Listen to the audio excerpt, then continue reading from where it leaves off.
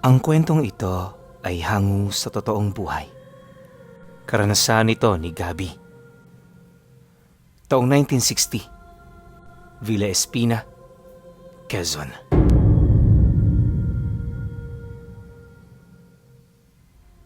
Noong mga panahong ito, nasa edad 18 anyos pa lamang itong si Gabi. Kagaya ng ibang mga bata, nakatuon ang kanyang atensyon sa pag-aaral at paggala. Sa mura niyang edad, marami na siyang napuntahang malalayong lugar. Kalimitan sa mga ito, hindi alam ng kanyang mga magulang gawa ng lumalakad sila sa oras ng klase. Hindi naman nila ito ginagawa ng madalas. Ayon sa kanya, sobra na ang 2 beses sa 3 linggo kung tumawid sila sa karatig baryo. Kadalasan kasi kapag wala silang pasok, mas pinipili nilang tumambay sa bahay ng isa nilang kaibigan. Nasa gilid lang kasi ito ng palayan, tapos ilang metro ang layo sa bahay, may sapang hitik sa mga isda at pagong. Kalahati ng araw nila noon, binubuo nila sa pamimingwit. Kapag wala naman silang nahuhuli, naliligo na lang sila sa sapa. Ligtas naman ang pinapaliguan nila, gawa ng ang ama na kasi mismo ng kaibigan nila ang nagsabi nito. Kung hindi nyo kasi naitatanong, albularyo ang ama ng kaibigan nilang yon. Kilala ito sa kanilang lugar, kaya kapag araw ng Sabado at Linggo, hindi sila pumupunta sa bahay nito. Araw kasi yon ng gamutan, kaya naman Lunes hanggang Biyernes lang sila roon pwedeng bumisita. Pabor naman ito sa kanila, lalo pat alam nilang hindi sila pinahihintulutan ng kanilang mga magulang kapag walang pasok. Meron din kasi silang kanya-kanyang trabaho sa bahay nila na kinakailangan nilang gampanan kapag wala silang ginagawa. Obligado silang gawin ito, lalo na kung gusto nilang meron silang baon kapag araw ng pasukan. Ayon pa kay Gabi Pinuno, na sa kanilang 5, tanging ang kaibigan lamang nila na anak ng albularyo ang wala gaanong trabaho. Malimit kasi kapag walang pasok, bumibisita ito sa bahay nila para makipaglaro. Di man sa pagmamayabang pero silang dalawa talaga ang magkadikit sa isa't isa. Halos parang magkapatid na ang kanilang turingan dahil sa dami ng kanilang pinagsamahan. Wala rin silang kinaayawan sa ugali ng bawat isa, kaya talaga namang nagkasundo sila. Wala ring nasasabi ang pamilya niya sa kanyang kaibigan, lalo pat madaling malapitan ang ama nito. Ngunit sa kabila ng gano'n nilang relasyon, merong isang payo ang tatay niya na halos manawa na siya sa kakarinig. Gabi, ayos lang naman sa akin na palaging nandito si Landoy. Kahit saan kayo pumunta, walang problema. Ang payo ko lang sa'yo, wag na wag kang sasama sa kanya kapag alam mong maaabutan kayo ng gabi. Kahit binata ka na, nag-aalala pa rin kami sa'yo ng nanay mo. Hindi natin alam ang pwedeng mangyari, lalo pat anak siya ng isang albularyo. Dahil sa mga paalalang ito, ni minsan hindi niya sinubukang sumama sa kaibigan niya na alam niyang maaabutan sila ng gabi sa daan. Hindi naman ito nagtataka sa kanyang mga inasal, gawa ng alam din ito na meron siyang sariling dahilan. Nasisiguro din ni Landoy na utos ito ng kanyang ama, kaya mas mainam na hindi nila ito susuwayin. Ang kaso lang, pagsapit ng pista sa baryo, niyaya siya ng ama nito na maghapunan sa kanilang bahay. Sa layo kasi ng tahanan ng albularyo, wala talaga itong nagiging bisita kapag pista. Kadalasan, mga malalapit lang din nilang kakilala ang iniimbitahan nila sa hapunan pagtungtong ng bisperas. Nang marinig naman ni Gabi ang sinabi ng kanyang kaibigan, hindi niya na nagawa pang tumanggi. Sa tinagal-tagal na kasi ng kanilang pagsasama, yon ang kauna-unahang pagkakataon na niyaya siya nitong maghapunan sa kanila. Malaking bagay ang ganoong imbitasyon para sa kanya, kaya ilang araw bago sumapit ang bisperas, nagpaalam na siya sa kanyang padre de pamilya. Nung marinig ito ng tatay niya, wala naman itong naging tutol, basta ba'y doon na siya magpapalipas ng magdamag. Dagdag pa nito na, ikumusta siya sa ama ni Landoy para naman kahit papaano, malaman ng matanda na may mga tao pang nakakaalala sa kanya sa baryo. Dahil sa naging sagot ng tatay niya, abot langit naman ang tuwa na kanyang naramdaman. Alam niya kasing sumang-ayon na ito, kaya na may wala na siyang magiging problema. Ilang araw lang lumipas, sinundo na siya ni Landoy. Bagaman may mga peryang dumayo sa baryo, di niya na ito gaanong pinansin. Gawa ng mas mahalaga para sa kanya ang imbitasyon ng tatay nito para sa gagawing salo-salo ng kanilang pamilya. Sa kanilang paglalakad patungong palayan, panay naman ang kanilang naging pag-uusap ukol sa mga mangyayari kinagabihan. Naitanong din niya ang dahilan ng ama nito kung bakit siya nito niyayang sumama sa kanilang maghapunan. Nang marinig naman ni Landoy ang kanyang sinabi, tumawa lang naman ito habang sumasagot sa kanya. Kasi ang sabi ni ama, nasa tamang edad ka na. Tsaka isa pa, Gabi, hindi na ibang turing namin sa'yo. Parte ka na rin ng aming pamilya. Nang marinig naman niya ang sinabi nito, di na siya sumagot. Sa halip ang ginawa niya, bilis-bilisan ang paglalakad nila upang makarating sila roon ng maaga. Kalahating oras pa ang lumipas, narating na nila ang bahay nito. Malayo pa lang, amoy na niya ang bango ng mga niluluto sa bahay. Napansin din niyang may mga tao na sa labas ng bahay nito na abalang-abala sa kanilang mga ginagawa. Maya-maya pa, paglapit naman nila sa bahay, dito na tumambad sa kanila ang samot-saring karne na niluluto. Nagkalat na rin sa mesa ang iba't ibang rekado na gagamiting pampalasa para sa mga handa. Matapos naman nila itong makita, agad naman silang lumapit sa mga kamag-anak ng kaibigan niya para tumulong. Ayon sa kanya, napakasaya ng mga sandaling yon. Animoy walang nakaambang panganib kinagabihan. Pagkaraan pa ng ilang oras, nang maihanda na nila ang lahat, agad naman silang nagtali ng mga sulo sa bawat kanto ng bakod. Gumawa rin sila ng malakas na siga sa likod ng bahay upang lumiwanag ang bakuran na pagdadausan nila ng salo-salo. Nataon kasi noong wala talagang buwan, kaya kailangan nilang dumiskarte para maging maayos ang magaganap na handaan. Pagtungtong naman ng 7:00, paisa-isa nang nagsidatingan ng lahat. Di nagtagal, nang makarating na ang lahat ng inimbitahang tiyuhin ni Landoy, dito na nagsimulang magsalita ang ama nito.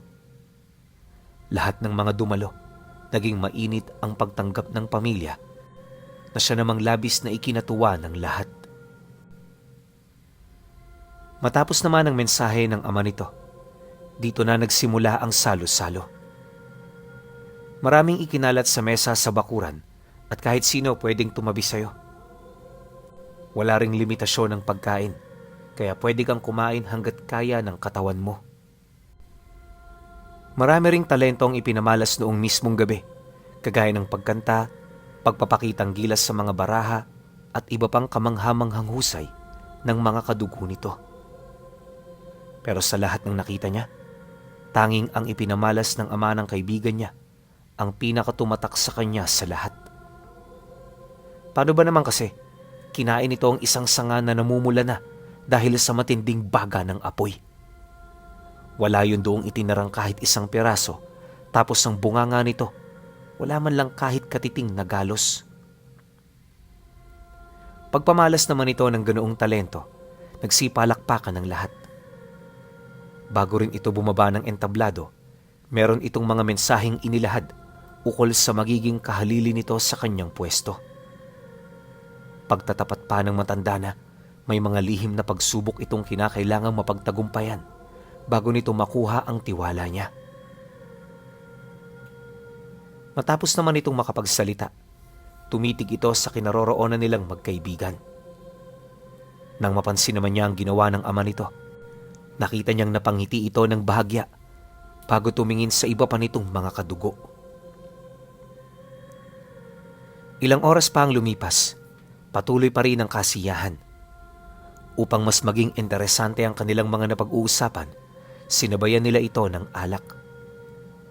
Maliban sa kanilang dalawa, lahat ng mga taong dumalo, masayang nakipag-inuman.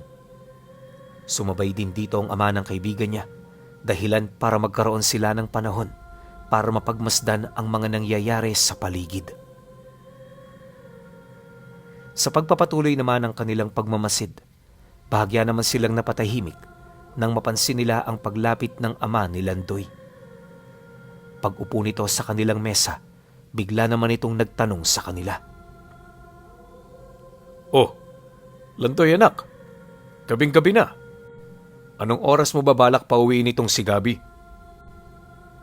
Nang marinig naman ito ng kaibigan niya, agad naman itong nagpaalam, gawa ng hindi nito inaasahan ang mga ganoong bagay. Ang iniisip kasi nito, tatanungin siya nito kung saan patutulugin ang kanyang kaibigan. Maya-maya pa, di pa man ito nakakapagsalita, dito na nagpaliwanag ang kanyang ama. Hindi rito pwedeng magpalipas ng gabi ang kaibigan mo. Tandaan mo, lahat tayo rito may mga karga sa katawan. Kapag may isang ordinaryong sumama sa atin sa pagtulog, mababaliw yun kinabukasan. Dahil sa sinabi nito, wala naman silang nagawa kundi ang sumang-ayon. Alam kasi ni Landoy na totoo ang sinasabi ng tatay niya, kaya wala itong magagawa kundi ang sumunod. Wala naman itong problema kung tutuusin. Ang kaso lang, hindi madali ang daang tatahakin nilang dalawa. Yung daan kasi patungong baryo, medyo liblib tapos kakahuyan. Madalang doon ang dumadaan kapag gabi. Kaya sa mga ganoong oras, inaasahan nilang wala na silang makakasalubong. Isa rin sa mga ikinakabahala ni Landoy ay ang tungkol sa mga aswang na umaaligid sa lugar. Malayo ang pugad nito doon pero gabi-gabi meron doong mga nilalang na nagpaparamdam. Yung tatay na ni Landoy mismo ang nagsabi nito, kaya sa mga sandaling yon, abot langit na ang takot na kasalukuyan nilang nararamdaman. Gayunpaman sa kabila ng ganoong sitwasyon, alam nilang hindi sila dapat na magpakita ng kahit na anong kahinaan. May tuturing kasi itong kahihiyan sa pamilya ng kaibigan niya, lalo pat isang batikang albularyo ang ama nito. Dahil sa ganoong rason, napilitan ng kaibigan niya na sundin ang nais nito. Maya-maya pa, pagsang-ayon naman nilang dalawa, agad naman itong umalis. Nang sila na lang doon ang natira, maigi nilang pinag-isipan ang kanilang mga gagawin. Maging ang kaibigan man niya kasi, walang kaide-ideya sa gusot na pilit nilang nilalampasan. Pagsapit naman ng 10:00 ng gabi, nagdesisyon na itong magpaalam. Bitbit ang dalawang gasera, mabilis nilang tinahak ang daan. Habang unti-unti silang lumalayo sa bahay nito, naging matalas naman ang kanilang pandama sa pakikinig at pagmamasid. Gab, huwag kang lalayo ah. Kahit anong marinig mo, wag na wag mong pansinin. Basta, diretso lang tayo sa paglalakad. Sige Doy, huwag kang mag-alala. Nakasunod lang ako sa'yo. Nang marinig naman ito ang kanyang sinabi, dire-diretso lang naman sila sa paglalakad. Ilang minuto pa ang lumipas. Pagpasok nila sa makahoy na parte ng daan, unti-unti na silang nakakarinig ng mga kakaibang paghuhuni. Sinasabayan din ito ng mga alulong ng aso na animoy nasa paligid lang. Ang nakakaalarma pa sa lahat ay yung kaluskos ng mga talahib na animoy merong tumatakbo di kalayuan sa kanilang kinaroroonan. Hindi naglaon. Nang medyo nangangalahati na sila, bigla naman silang nakakita ng dalawang malaking baboy na tumawid ng daan. Kahit madilim ang lugar, kitang-kita nila ang hindi kapani-paniwalang laki ng mga ito. Nanlilisik din ang mga mata nito, tapos di ito naglalabas ng kahit na anong ingay. Matapos naman nila itong masilayan, bahagya naman silang napatigil para magmasid. Si Gabi noon pinuno, tanong na ng tanong sa kanilang mga nakita. Ang problema, kahit rinig na rinig ito ng kaibigan niya, hindi ito nakakasagot. Basta, tulala lang ito na para bang natigalpo. Maya-maya pa, nang medyo makalikom na sila ng sapat na lakas ng loob, dito na sila nagpatuloy sa kanilang pag-usad. Sa loob ng ilang minuto, naging normal ang mga kaganapan sa paligid hanggang sa dito na nila napansin ang isang malaking puno ng saging na nakatirik sa gitnang bahagi ng daan. Nung makita ito ni Landoy, agad naman siya nitong sinigawa na tumakbo. Siyempre, dahil sa utos yon ng kaibigan niya, hindi siya nagdalawang isip. Sa sobrang bilis nga nilang dalawa, sinaglit lang nila ang kakahuyan. Pagdating nila sa bukana ng baryo, direkta naman nila itong pinasok, ngunit nang marating na nila ang sentro nito, napansin nilang parang may nangyayari roong kakaiba. Bukod sa napakatahimik ng paligid, makapal din ang hamog na kasalukuyang bumabalot sa lugar. Nawala rin ang mga peryahan, tapos ang lahat ng bahay na naroon, walang kailaw-ilaw sa loob. Ang mas nakakaalarma pa, may iilan sa mga bahay doon ang nakabukas at halatang abandonado na. Nung makita ito ni Gabi, dali-dali niyang nilapitan ang kanyang kaibigan para tanungin ito ukol dito. Nasisiguro niya kasing may nangyaring hindi kaaya-aya. Gawa ng nung hapon na iniwan niya ang baryo, punong-puno pa ito ng buhay. Samantala ang lugar na napuntahan nila noong mga sandaling yon, parang patay na at matagal nang kinalimutan ng lahat. Doy, hindi itong baryo namin. Sigurado ka bang tama ang dinaanan mo? Tama ang dinaanan ko. Kahit gabi, hindi ako pwedeng magkamali. Hindi lang ikaw ang nakakaramdam ng kakaiba ngayon dito. Maski ako, kinikilabutan sa mga nakikita ko. Pagkasambit naman ito ng mga katagang yon, dali-dali naman silang pumunta sa gilid ng baryo, buhat sa mga kakaibang presensya na nararamdaman nila. Nagsimula na ring sumangsang ang amoy sa paligid, kasabay ng pagrinig nila ng mga hindi kanais-nais na pag-angil. Alam ng kaibigan niya na mayroong mangyayari, kaya bago pa man sila nito maabutan, gumawa na ito ng paraan para makalayo. Hindi naglaon, nang marating nila ang dulo ng baryo, may nakita silang mga taong pasuray-suray na naglalakad sa gitna ng daan. Sa bawat paghakbang ng mga ito, umaangil ito ng bahagya, animoy isa itong mabangis na hayop. Nang marinig naman nila ang tungkol sa huni ng mga taong yon, pilit silang nagtago sa madilim na parte ng damuhan.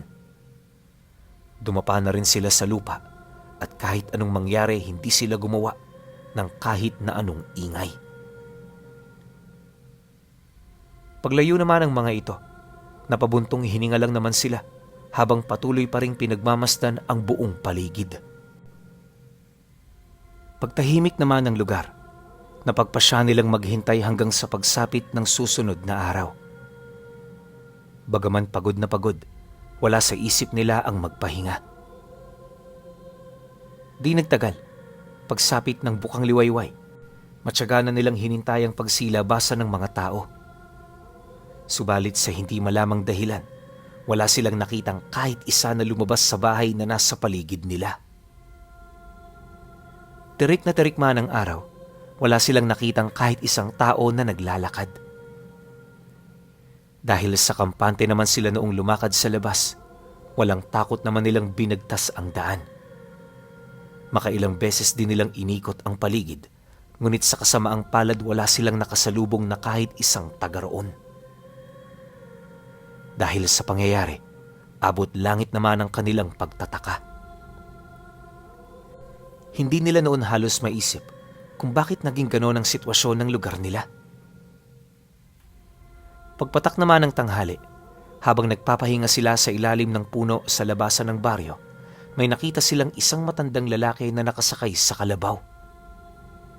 May hila-hilang malaking kangga ang sinasakyan nito, kaya malayo pa lang, rinig na nila ang dahan-dahan nitong pag-usad. Sa malayo, wala silang nakitang anumang kaduda-dudang bagay sa matanda.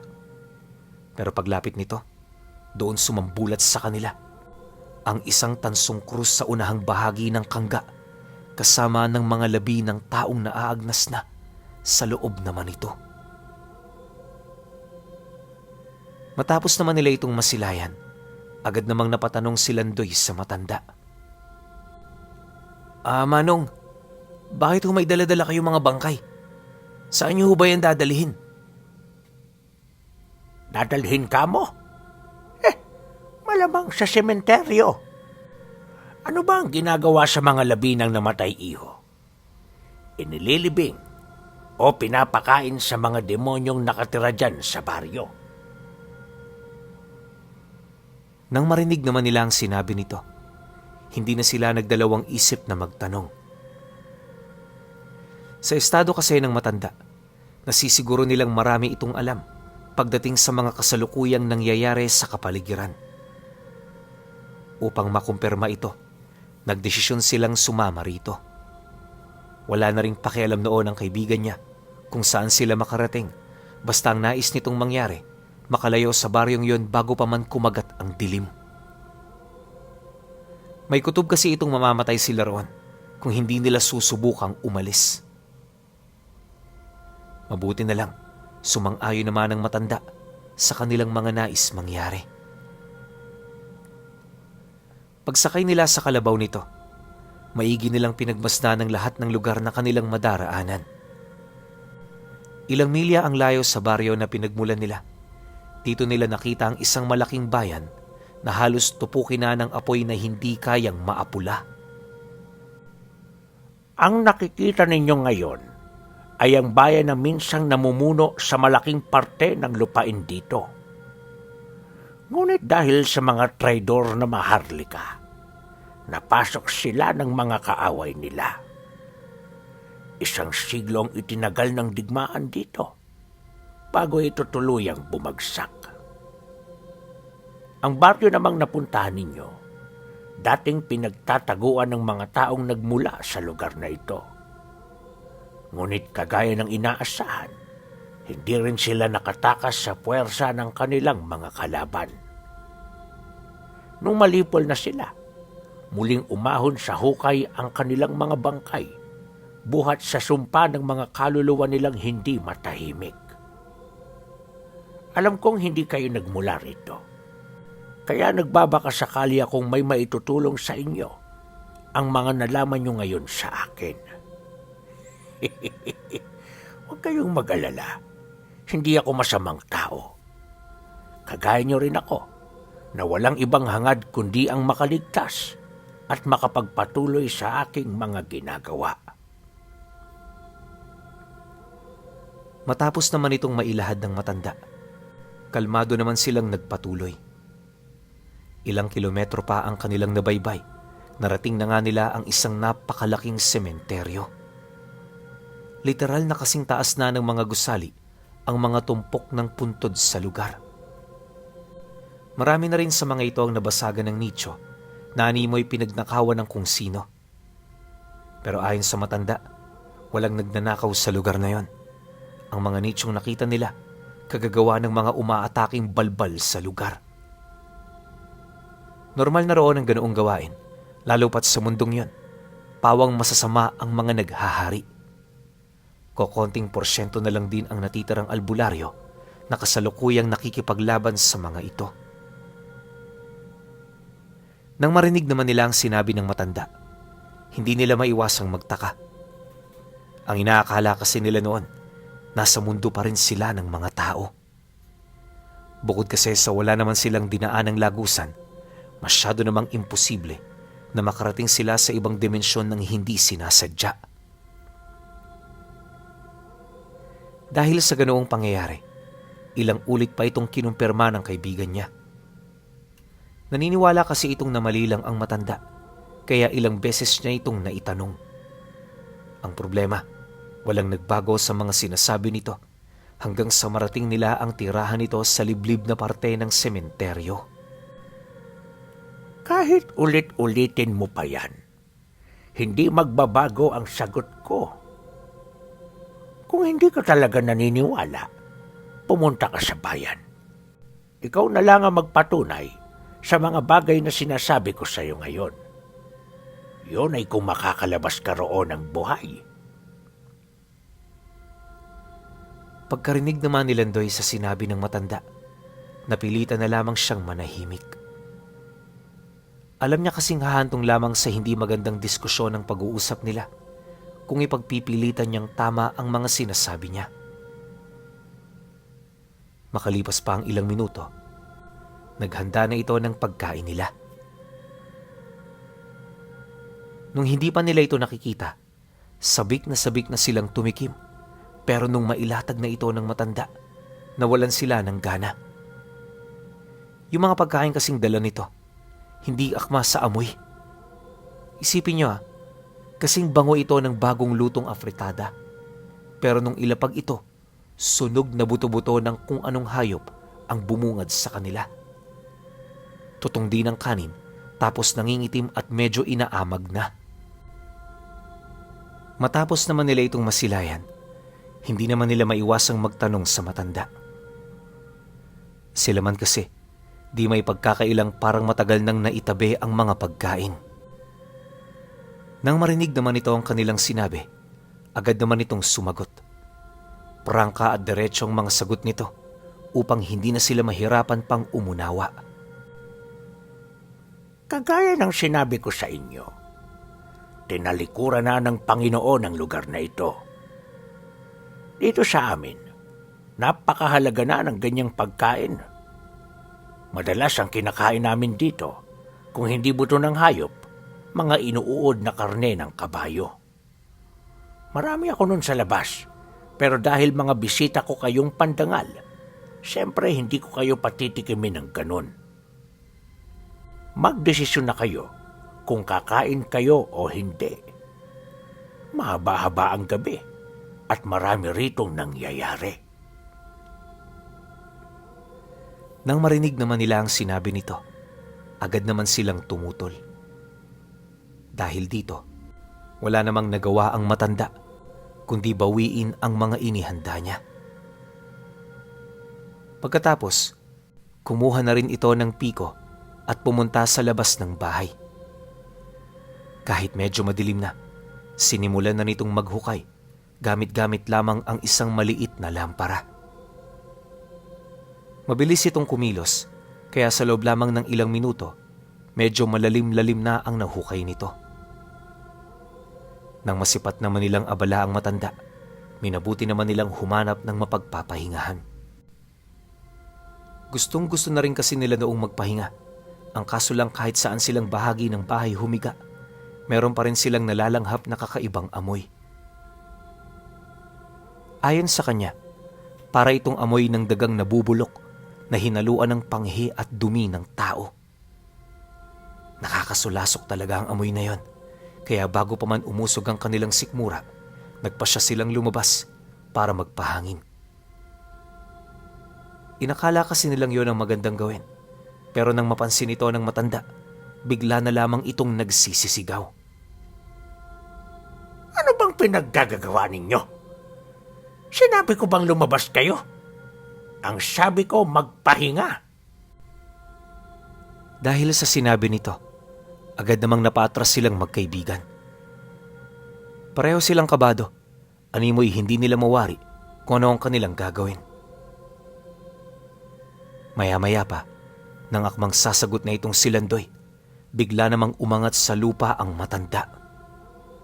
Bumulwak din sa bibig nito ang napakaraming dugo hanggang sa tuluyan na nitong nabitawan ang hawak-hawak nitong piko. Pagbawi naman ng nilalang sa matatalas nitong kuko, dali-dali namang humandusay sa lupa ang matanda. Napakalubha ng tinamo nitong pinsala at sa estado nito parang hindi na ito makakatayo pa. Ngunit ilang segundo lang ang lumipas, may mga umusling kamay ng kalansay na siya namang dahan-dahan doong umahon. Ginamit din ng mga kalansay na yon ang mga natitira nitong laman para takpan ang pinsalang natamo ng matanda. Maya-maya pa, pagbalik naman ito sa kanyang mga paa, dali-dali naman itong sinugod ang nilalang na sumaksak sa kanya. Ayon sa kanya, yung nilalang na nakalaban ng matanda, napakalayo sa wangis ng isang ordinaryong aswang. Bukod kasi sa may mahaba itong katawan, may mga galamay din itong parang sa mga insekto. At kahit sa tao ang ulo nito, hindi mo masasabing may kakayahan itong makapag-isip ng katulad natin. Sa kilos kasi nito, halatang mas mababa pa ito sa mga hayop. Animoy ang tanging nasa isip lang ng nilalang na yon. Pumatay ng pumatay ng kahit na anong bagay na gumagalaw sa ilalim ng lupa. Sa pagpapatuloy naman ng pagbubuno ng dalawa, dito na sila nakasilay ng mga liwanag sa kalangitan. Sa malayo, inakala nilang bolang apoy lang ang mga ito. Pero habang papalapit, dito nila napagtanto na pakpak pala ito ng mga nilalang na lumilipad papalapit sa kanila. Sa puntong iyon, alam nilang pagtutulungan na nito ang matanda, kaya wala silang nagawa kundi ang tumakbo at humanap ng mapagtataguan. Maya-maya pa, narinig na lamang nilang bumulusok ang mga ito. Sinabayan din ito ng pagsigaw ng matanda hanggang sa tuluyan na itong nawala. Dahil sa pangyayari, alam nilang patay na ang matandang yon, kaya na may itinuon nila ang kanilang atensyon sa paghahanap ng lugar na pwede nilang mapagtaguan. At ang napili nilang kublian, walang iba kundi ang nichong naglalaman ng mga patay. Magkasama silang nagtago sa isang nicho, kaya naman saksi silang dalawa sa kung ano ang nangyari sa loob nito. Pagtatapat pa ni Gabi na, noong nakahiga sila sa loob, kahit napakadilim ramdam nilang humihinga yung kalansay. May mga pagkakataon ding gumagalaw ito, animoy meron pa rin itong natitirang buhay. Gayunpaman, kahit medyo nakakaalarma ang kanilang kalagayan, hindi sila naglakas loob na umalis doon. Alam kasi nilang di hamak na mas ligtas sa loob ng nicho kumpara sa labas nito. Sa abot din ng kanyang pagkakatanda, hindi nalalayo sa mga aswang yung mga nilalang na nakita nila sa kalangitan. Ang pinagkaiba lang ng mga ito, binabalot ng hindi naapulang apoy ang kanilang mga pakpak. Alam din nilang labis itong mapanganib, kaya kahit may karga itong silandoy, hindi sila nagdesisyong kaharapin ng mga nilalang na yon. Ayon pa sa kanila na, inabot sila ng ilang buwan sa loob ng nicho. Akala nila dito na sila mamamatay, pero laking gulat na lamang nila nang may bumukas nito. At pagsilay nila sa mukha ng taong yon, bumungad sa kanila ang mukha ng ama ng kaibigan niya. Huli na rin nila nang malaman na nakabalik na pala sila. Ayon pa sa matanda, parte ng pagsubok ng kanyang anak ang mga nangyari. Totoo ring nakarating sila sa lugar na yon, kaya kung hindi sila nag-ingat doon, maaari nila itong ikamatay. Dagdag pa nito na kaya niya isinama si Gabi ay dahil sa gusto niya rin itong pamanahan ng karga niya. At kagaya nga ng sinabi ng matanda, hindi siya nito pinauwi nang hindi dala-dala ang mutya ng kawayan. Ito ang naging kaagapay niya hanggang sa kanyang pagtanda para malampasan ang lahat ng pagsubok na minsan niyang kinaharap. Magpahanggang sa ngayon, hindi niya pa rin makakalimutan ang ginawa nilang pagtago sa nicho kasama ng mga buhay na kalansay na nakatalaga sa dimensyong kinalimutan na ng Panginoon.